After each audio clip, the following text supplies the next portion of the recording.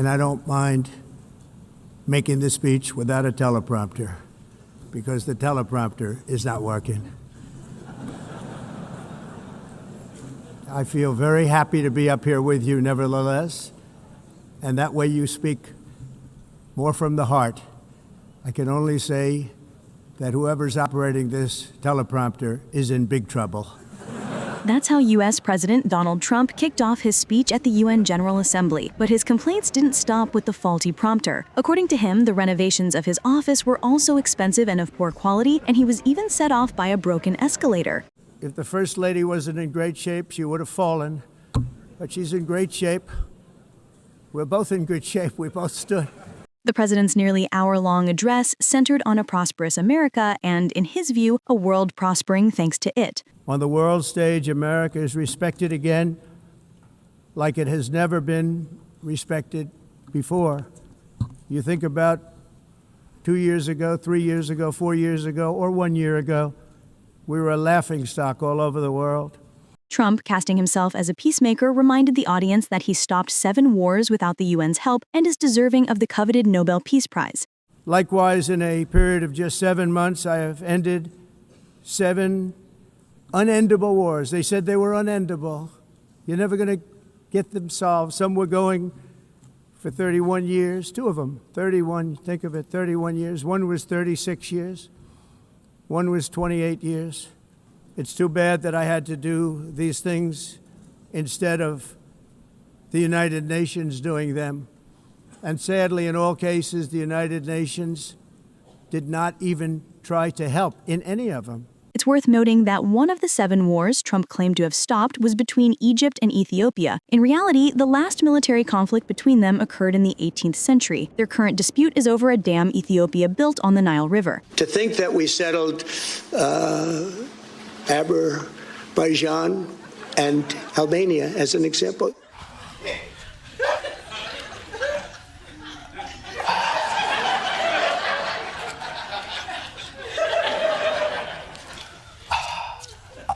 I would like to apologize very quickly. I stand corrected. Azerbaijan is actually pronounced Azerbaijan. And Armenia is pronounced Albania. Trump then turned to the war in Ukraine, claiming that if he had been president at the time, the invasion would never have happened. I've also been working relentlessly, stopping the killing in Ukraine. I thought that would be, of the 7 wars that I stopped, I thought that would be the easiest because of my relationship with President Putin, which had always been a good one.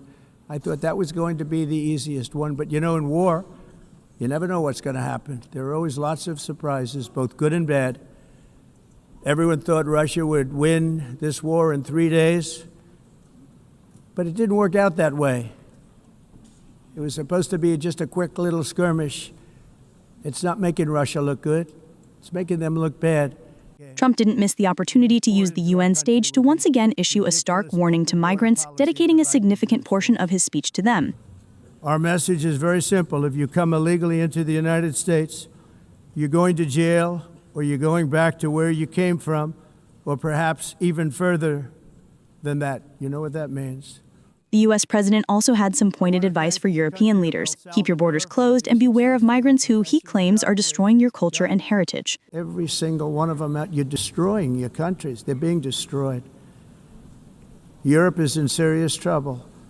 They've been invaded by a force of illegal aliens like nobody's ever seen before. Illegal aliens are pouring into Europe. Nobody's doing anything to change it, to get them out.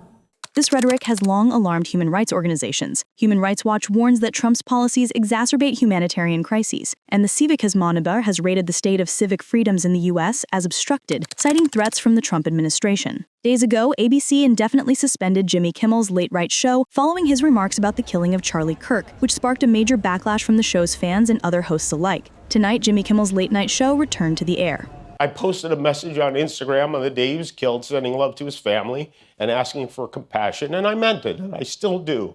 Nor was it my intention to blame any specific group for the actions of what it was obviously a deeply disturbed individual.